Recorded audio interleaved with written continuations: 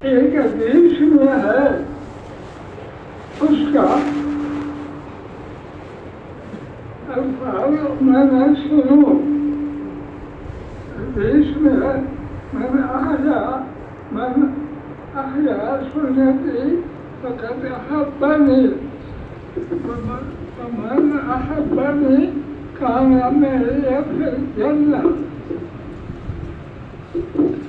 آپ نے فرمایا کہ جو میری سنتوں پر اوروں کو تیار کرے گا کہ میری اعلیٰ محبت اس کو حاصل ہوگی.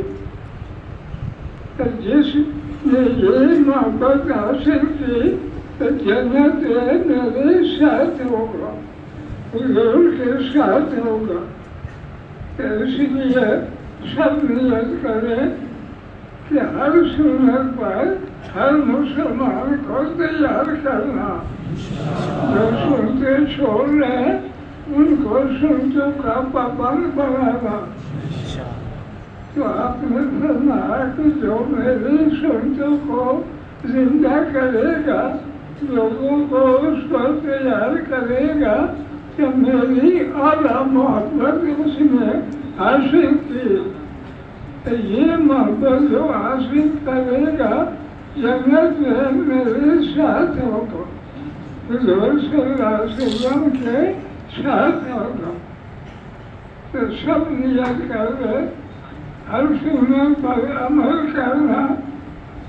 جو سنتے چھوڑ رہا اس کو دعوت دینا کہ سنت پر عمل کرو. اس کی برکتیں دنیا میں بھی آئیں گی، جنت میں حضور کا قرب نصیب ہوگا. اہل جنت وہ ہے جو حضور کی جنت کے قریب ہے. اس کو ملے گی جو لوگوں کو سنتوں کا پابند بنانا، خود بھی عمل کرنا اور خود بھی سنت پر عمل کے لیے تیار کرنا. اس کی کوشش سب کریں گے.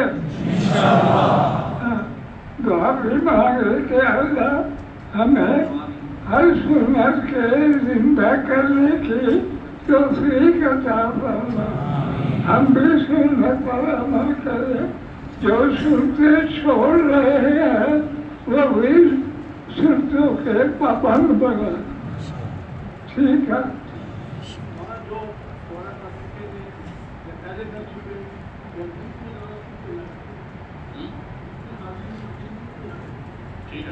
اتنے حاضرین مجلس ہیں، اپنے پڑھانے والے سب کے لیے جاتے ہیں.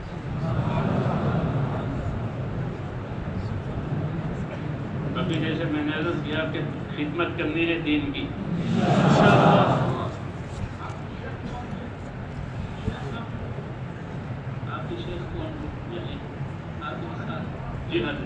جی ہاں ہم نے دورہ حدیث 2 دفعہ پڑھا. ایک دفعہ آپ نے گجرات میں پڑھا، مولانا محمد رضا اجمیری سے بخاری شریف کا پڑھا.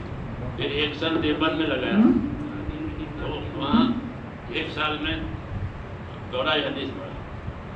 حضرت مدی رحمۃ اللہ علیہ تھے ہمارے استاد، مولانا ابراہیم صاحب بجیاوی تھے ہمارے استاد. یہ حضرات مولانا اعزاز علی صاحب تھے ہمارے استادوں میں.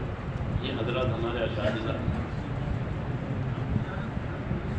جی جی جی حضرت مدینہ ہی کھڑے ہو کے اجازت دیتے. وہ بخاری شریف کی وہ دل میں دے گی ہم لوگوں دورے والوں.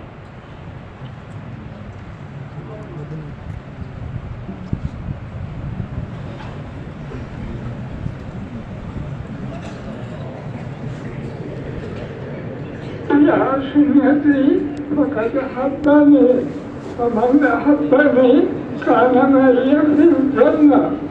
آپ نے فرمایا کہ جو لوگوں کو سنتوں پر تیار کرے گا تو آپ نے فرمایا میری محبت اس کے دل میں ہے. اور جو محبت میری دل میں حاصل کرے گا جنت میں حضور کے ساتھ ہوگا.